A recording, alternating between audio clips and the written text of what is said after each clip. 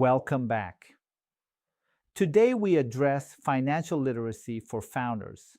But before we talk about money, I want to share something more important, a perspective on life that should shape how you think about finances. When I die, I am not going to have one of those tombstones with just my name, birth date, and death date. Have you ever looked at a tombstone and noticed what's between those two dates? It's called a dash. That dash is actually your lived life. Yes, life is just a dash, and that dash consists of many dots. What dot you make today matters in your dash. You could make dots of anger, resentment, jealousy, unhappiness, and those still make a dash. But you don't want that kind of dash. You want to make your dash with many dots of happiness, meaningful moments, thankful moments, impact, and positive changes in your life as well as others' lives through innovation and inspiration. Today we cover 4 areas: planning backward from your future, the purpose of money, practical financial wisdom, and building wealth that matters. Part 1, planning backward from your future. You are in this for a life, not a moment. You are preparing your future. You need to build your life plan backward from your future death date until today. This sounds morbid, but it's clarifying. When you imagine looking back from the end of your life, what do you want your dash to represent? What dots do you want to have made? Plan backward from your retirement. What life do you want to live in your final decades? What contributions do you want to have made? What relationships do you want to have built? Let those answers shape your financial decisions today. Remember, you are in it for a life, not for a quick win, not for a moment of wealth. The decisions you make today compound across decades. Think in decades, not in months. Part 2, the purpose of money. Your dash isn't about making money, it's about making this world a better place for all. That's why you are learning what you are learning here. You are learning to use your talent and knowledge to reduce the pains and burdens of others, to understand the needs of marginalized people and address them with innovative solutions in the age of AI. We don't live to make a lot of money. We live to enjoy our life and to make this world a better place for all. By doing so, we find joy in it. And here's what I've discovered. When you do truly well with your work, money will come to you, not the other way around. People who chased money with fake innovations ended up facing lawsuits. They made their dash with dots of deception, and their dashes ended badly. The sustainable path is genuine value creation, not money chasing. There are billionaires who knew they wouldn't be able to take a single dollar to the grave. They lived and earned to give to the needy. They created companies to be successful, but gave it all away before their death. They understood the purpose of money. Part 3, practical financial wisdom. With the right perspective on money's purpose, here's practical wisdom for managing it. Saving money in a bank never worked for me. Cash in the bank doesn't grow. Instead, I bought ETFs little by little with money that was available from time to time. Just a little investment growing over decades, not just a few years. Again, you are in it for a life. Little by little makes a big difference over your lifetime. And there's no need to watch stock prices going up or down. Over decades, value increases over time. The key is patience and consistency, not timing the market. Don't put in more than you can forget about. If you're constantly checking and worrying, you've invested too much. Invest what you can afford to not think about for decades. Let time do the work. Spend less than you earn. This fundamental principle never changes. No investment strategy compensates for spending more than you make. Live below your means, especially as a founder when income is unpredictable. Build an emergency fund before taking risks.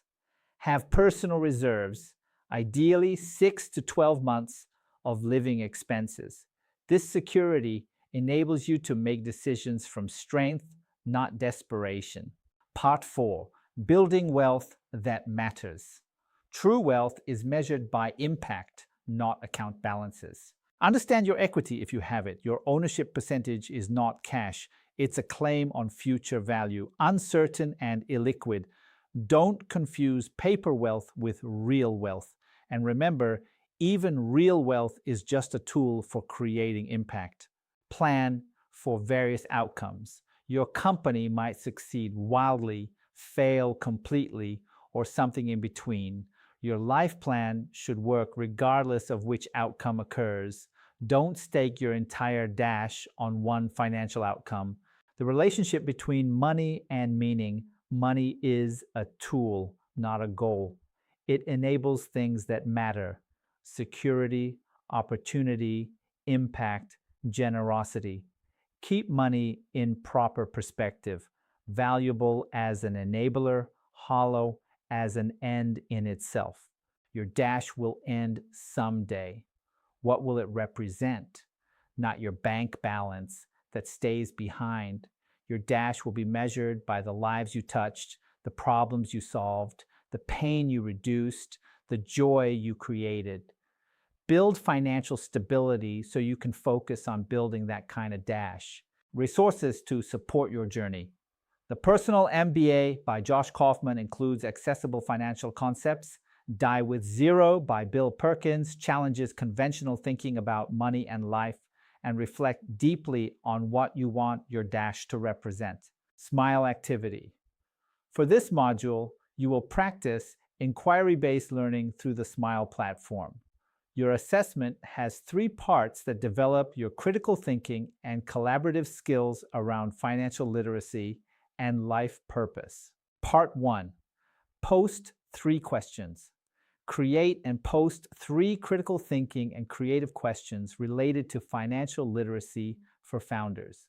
Your questions should explore how life purpose should shape financial decisions, when making money conflicts with making impact, or how to balance present needs with decades-long thinking. Part 2, evaluate 3 peer questions.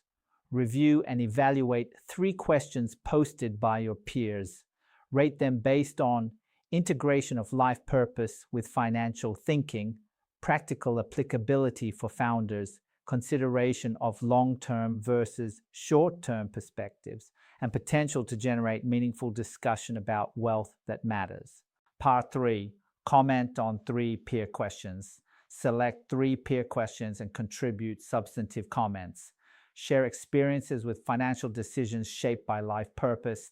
Explore how different cultures view the relationship between money and meaning, or analyze what distinguishes entrepreneurs who build lasting impact from those who only build wealth. Your comments should help others think about their dash. Sample questions to guide your thinking. Question 1. The module advises plan backward from your future death date. But young entrepreneurs often can't imagine their death or distant future concretely. How can founders develop this long-term perspective when their brains are wired for short-term thinking? Question 2. The advice, don't put in more than you can forget about, suggests conservative investment. But entrepreneurship itself requires betting big on uncertain ventures. How should founders reconcile conservative personal finance with aggressive professional risk-taking? Question 3.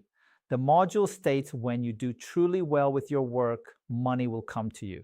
But many people doing genuinely impactful work, teachers, social workers, nonprofit leaders, remain poorly compensated. Is this advice realistic, or does it apply only in certain contexts? Curious to see an AI's perspective, I posed these last 2 questions to it, and the results were fascinating.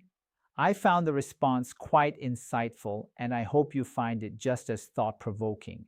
I also hope that you too will post bold and uncomfortable questions like these. Question 2, conservative personal finance versus aggressive professional risk-taking. I think these are actually complementary, not contradictory. Here's how I see it. Your startup is your aggressive bet. You're investing your time, energy, creativity, and human capital into building something uncertain. That's already a huge risk. You don't need to also gamble with your savings. Conservative personal finance actually enables aggressive professional risk-taking. When you have a stable personal financial foundation, an emergency fund, ETFs you're not watching, money you can forget about, you can take bigger professional risks without fear clouding your judgment. Desperation leads to bad decisions. Security leads to boldness. There's a difference between investing money versus investing yourself. Paul invests conservatively with money. ETFs, decades-long horizon, don't check prices, but invests aggressively with himself, building things that never existed, taking on ambitious projects like AI Sana for 160,000 students. The passive investments provide stability, the active work provides meaning and growth. The founder who has no personal safety net makes decisions from fear. The founder with 6 months of runway in personal savings can walk away from a bad deal. Conservative personal finance is the foundation that makes aggressive entrepreneurship sustainable. Question 3, does money will come to you apply to teachers, social workers, nonprofit leaders? This question deserves honest nuance. The advice isn't universally true if we define money as wealth. But I think the deeper point is about orientation and sufficiency, not riches.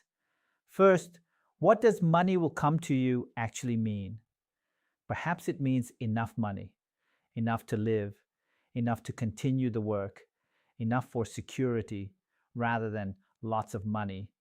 Paul isn't a billionaire, but he's built a meaningful career with enough resources to pursue global impact across decades. The money followed the purpose sufficiently. Second, teachers, social workers, and nonprofit leaders are compensated, just not only in monetary terms. They often have job security, benefits, community, and most importantly, they're filling their dash with dots of genuine impact. They may not be wealthy, but they may have the richest dashes of anyone. The module says the dash isn't about making money, so by its own logic, these people might be succeeding exactly as intended. Third, the specific warning of people who chase money with fake innovations ended up facing lawsuits applies most directly to the entrepreneurship context. If you're building a company, building genuine value is more sustainable than building fake value to chase money. Theranos versus actual medical innovation. That's the contrast being drawn. Fourth, the advice is about orientation, not outcome. If you orient toward money first, you might compromise integrity and end up with neither money nor meaning. If you orient toward value and impact first, the money question tends to work itself out, maybe not abundantly, but sufficiently.